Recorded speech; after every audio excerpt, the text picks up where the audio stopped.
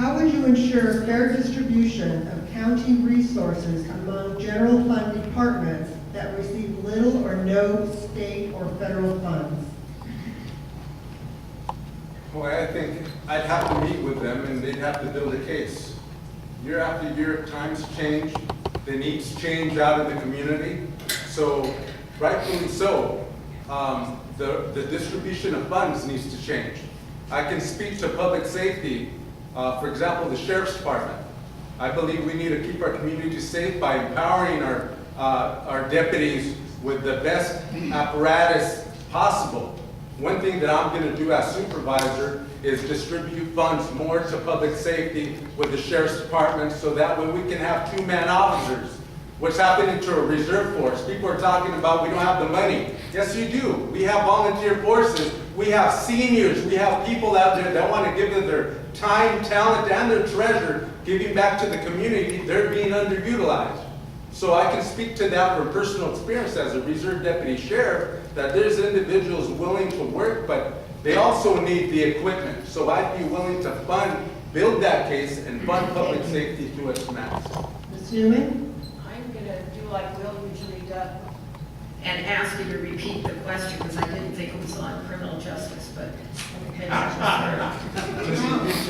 How would you ensure fair distribution of county resources among general fund departments that receive little or no state or federal funds?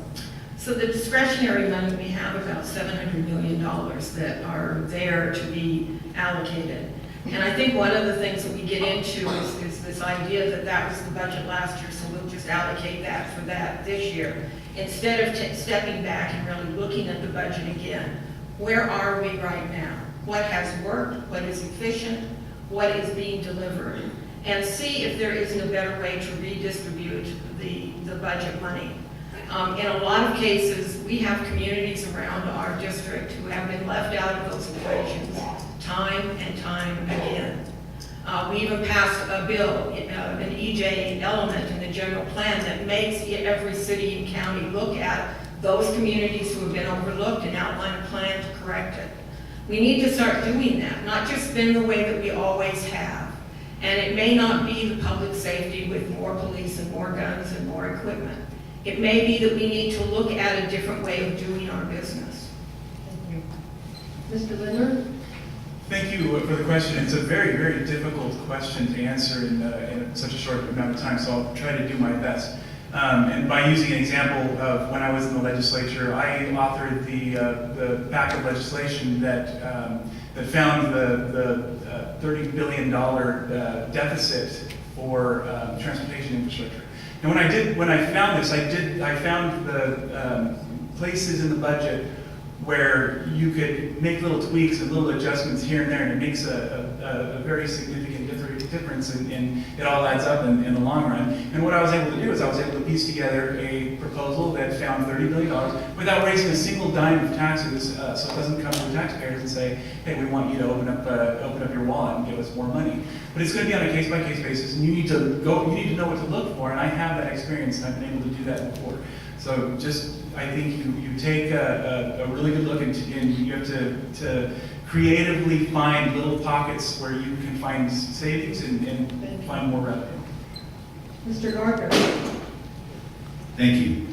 During the budget process, the board has to analyze the value of each department, what it contributes to the community, and what its actual needs are. And it may change year to year. That puts them in a position to determine how they must allocate those limited dollars they have available to them.